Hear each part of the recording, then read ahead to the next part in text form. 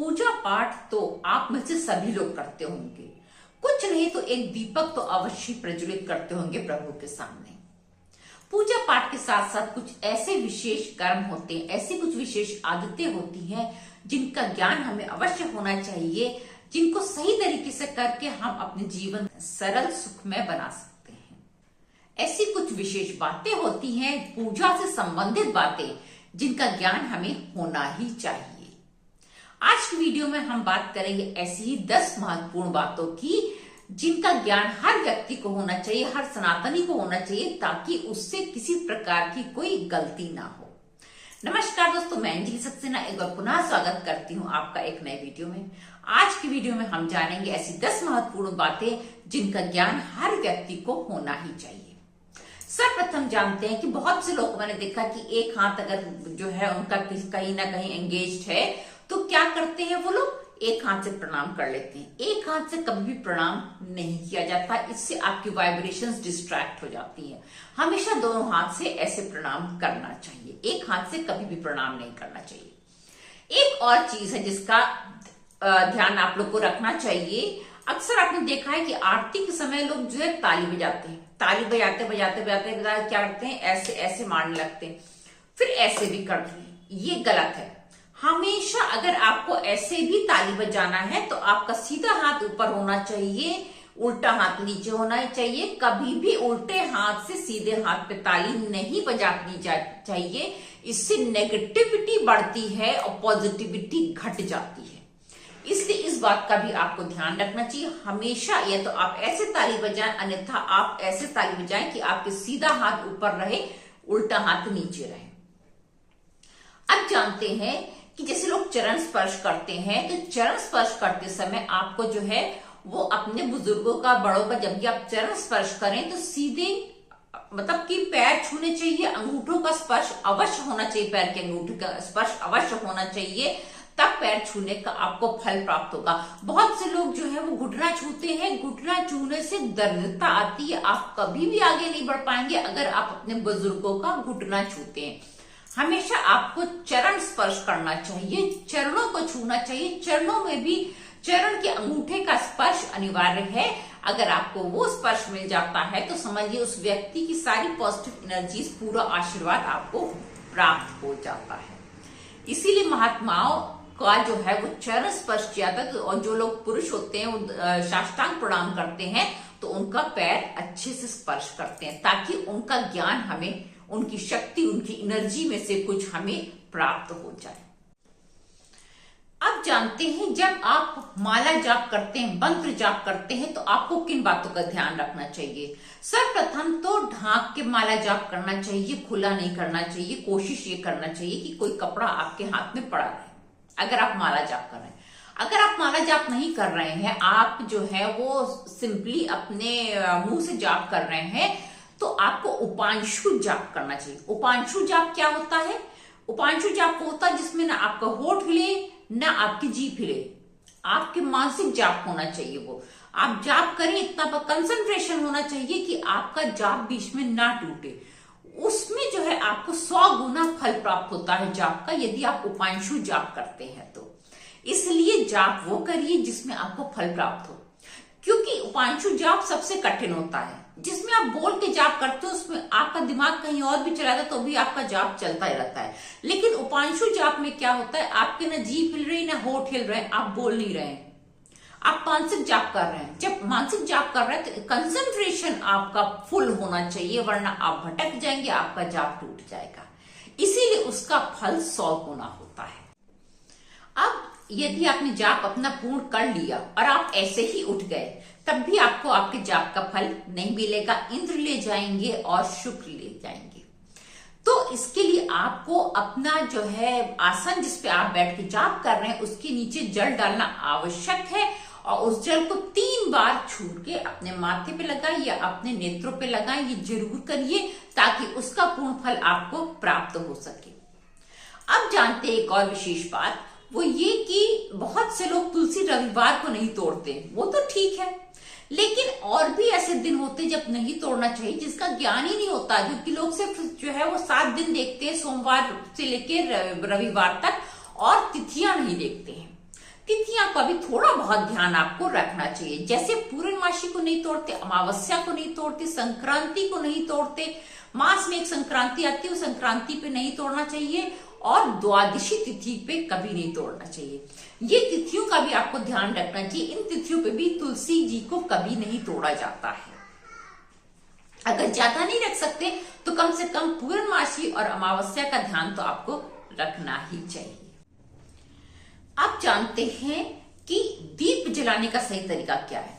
वैसे तो दीप जलाने का एक पूर्ण विधि होती है, लेकिन आजकल कोई इतनी विधि कर नहीं पाता है, इसलिए आप सिंपली दीप जलाइए जैसे आप जलाते हैं। लेकिन कभी दीप से दीप नहीं जलाइए, यहां तक कि दीपक की लौ से जो है आपको धूप बत्ती भी नहीं जलाना चाहिए, और अगरबत्ती तो आपको जलाना ही नहीं चाहिए। सनातन धर्म में अगरबत्ती नहीं जलाना चाहिए। वैसे आपकी मर्जी है, लेकिन मेरा अपना ये विचार है कि अगरबत्ती नहीं जलाना चाहिए, धूप बत्ती ही प्रज्वलित आपको करनी चाहिए। आपको जो है वो गूगल का प्रयोग करना चाहिए, परंतु लोबान का प्रयोग नहीं करना चाहिए। क्यों नहीं करना चाहिए वो वीडियो मैंने पहले डाल रखी है कि लोबान का प्रयोग क्यों नहीं किया जाता है। अगर आप जानना चाहते हैं तो उस वीडियो पे जाकर आप देख सकते हैं। अब जानते हैं कि आपको जो है वो सफेद तिल का प्रयोग कब करना चाहिए और काले तिल का प्रयोग कब करना चाहिए। जब भी आप किसी पूजा में बैठे या विशेष करके पूर्वजों से संबंधित किसी भी पूजा में बैठे तो आपको हमेशा काले तिल ही प्रयोग में लाने चाहिए। सफेद तिल का प्रयोग सिर्फ और सिर्फ जो आपको चतुर्मास होता है, जिस समय भगवान विष्णु जो है वो सो रहे होते हैं, तब उनके ऊपर चढ़ाए जाते हैं। ज्यादातर पूजाओं में आपको काले तिल का ही प्रयोग करना चाहिए, सफेद तिल का प्रयोग नहीं किया जाता है। अब एक बात का आपको और ध्यान रखना चाहिए, वो ये कि कभी भी आपको भोजन या आपका जो प्रसाद हो उसको कभी भी लांघना चाहिए। बच्चों को बचपन से सिखाएं कि कभी भी भोजन और प्रसाद को ना लांघे, और अपनी देहरी पे कभी आप पैर रख के ना चढ़ें, उसको हमेशा ऐसे लांघ करके ही पार करें। देहरी पे पैर रखना, देहरी पे बैठ करके भोजन करना, विशेषकर संध्या काल में देहरी पे बैठना अच्छा नहीं माना जाता है। इसलिए इन बातों का आपको ध्यान रखना चाहिए। देहरी है या प्रसाद है या भोजन है, इन सबका मान सम्मान और आदर करें, तब ये आपके लिए आदर और अच्छा समय लेकर के आएंगे। एक चीज और है, आजकल ये बहुत से लोग नहीं मानते हैं, जो कुमड़ा होता है और कद्दू होता है, लौकी होती है, नारियल होता है, ये सब चीजें जो है कभी भी स्त्रियों को नहीं काटनी चाहिए, नहीं तोड़ना चाहिए। लेकिन आजकल कोई मानता ही नहीं, इससे आपका वंश के लिए अच्छा नहीं होता है, आपका वंश घटता है।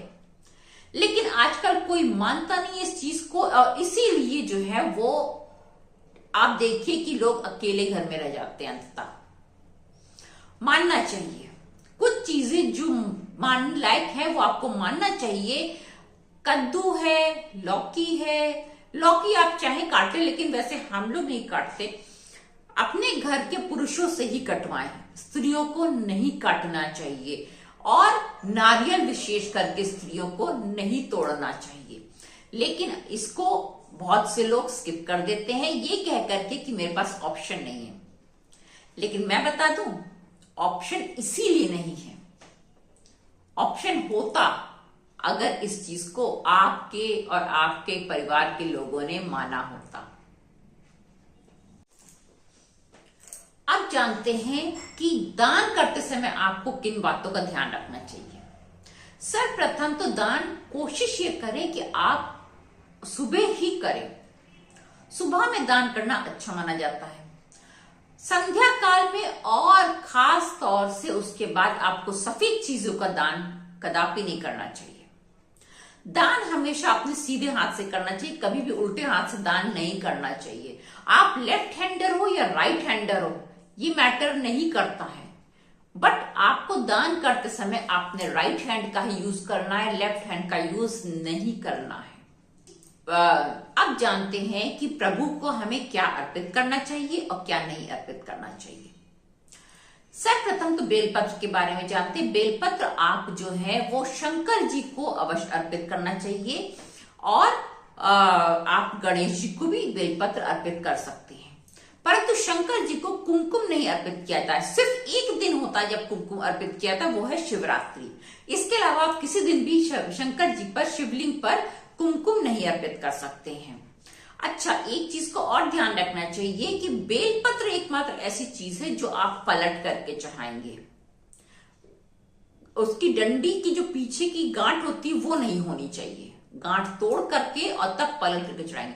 बाकी आप कोई भी पुष्प चढ़ाएं, कोई भी चीज चढ़ाएं, हमेशा सीधा चढ़ाएं, जैसा कि वो उगता है पेड़ में वैसा चढ़ाना चाहिए। सिर्फ एक बेलपत्र ऐसी चीज है जो पलट के चढ़ाई जाती है।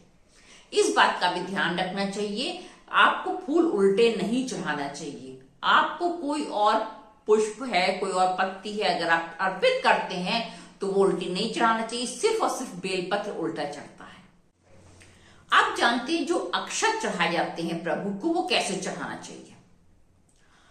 अक्षत जो है वो हमेशा धो के चढ़ाना चाहिए। कभी भी बिना धुले अक्षत आपको प्रभु को नहीं चढ़ाना चाहिए। धुले हुए ही चढ़ाए जाते हैं। बहुत से लोगों को मैंने देखा है कि बाजार से अक्षत आए और उन्होंने वैसे डिब्बे में रख लिया और उसके बाद वैसे ही उनको जो है भगवान जी को अर्पित करना शुरू कर दिया।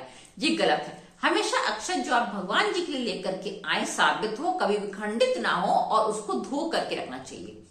अब जो आप प्रभु का अक्षत चढ़ाते हैं उसको 3 बार धुलना चाहिए।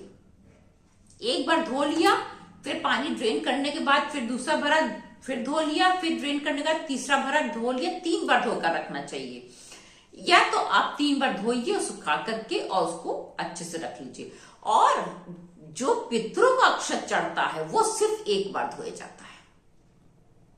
इस बात का आपको ध्यान रखना चाहिए और बिना धुले अक्षत कभी भी नहीं चढ़ाना चाहिए।